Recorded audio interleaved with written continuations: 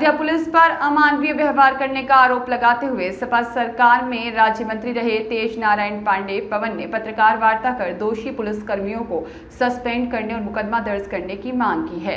Civil line स्थित एक hotel के सभागार में आयोजित पत्रकार वार्ता कर पूर्व मंत्री तेज नारायण पांडे पवन ने कहा कि निषाद समाज का युवक समरजीत निषाद को पूरा बाजार की पुलिस ने रात भर चमड़े के बेल्ट से और पट्टे से पूरी रात भर पीटा, जिससे वह कई बार अचेत हो जा रहा था और दूसरे दिन 151 की धारा में चालान कर दिया गया। पूर्व मंत्री पवन पांडे ने यह भी कहा कि समरजीत निषाद का कसूर सिर्फ इतना था कि उसने अपनी पत्नी को डांटा था, जिसके बाद उसकी पत्नी ने डायल 112 पर कॉल कर दिया, जिसके बाद उसे डायल 112 की पुलिस उसके आवास खानपुर पारा रसूलाबाद से पूरा बाजार पुलिस चौकी ले आई। यहाँ पूर्व मंत्री पवन पांडे ने यह भी कहा कि समरजीत निषाद को चौकी इंचार्ज और पुलिस कर्मी ने पूरी रात एक कुख्यात अपराधी की तरह मारा और जिससे उसके जिस्म में कई हिस्सों में सूजन और चोट के निशान आज भी नजर आ रहे हैं। पूर्व मंत्री ने इस पूरे मामले में उत्तर प्रदेश सरकार में मौजूद मंत्री संजय निषाद पर भी निशाना साधते हुए नैतिकता के आधार पर इस्तीफा देने की मांग की। बता दें कि पूरा बाजार पुलिस चौकी की पुलिस पर इस तरह से बेरहमी से पिटाई करने की बात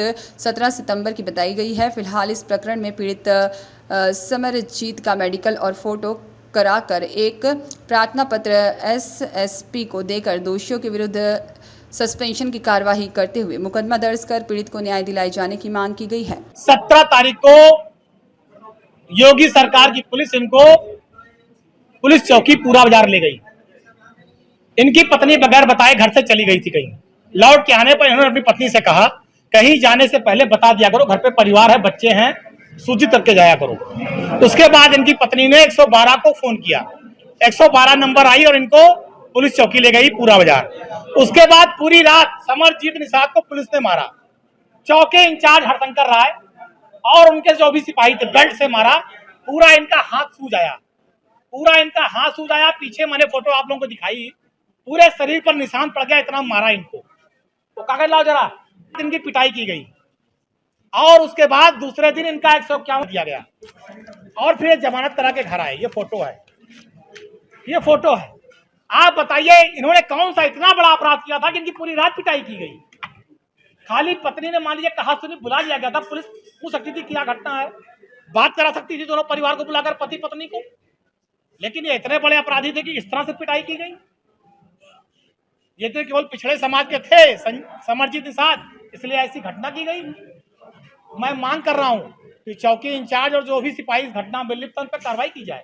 ये अमानवीय व्यवहार है, ऐसा व्यवहार आप नहीं कर सकते। ये कोई गुंडा नहीं है, कोई मवाली नहीं है, इस पर कोई मुकदमा नहीं है, कभी ये जेल नहीं गया। 107/16 भी आज तक इसका नहीं हुआ है और इसको जेल भेजा गया।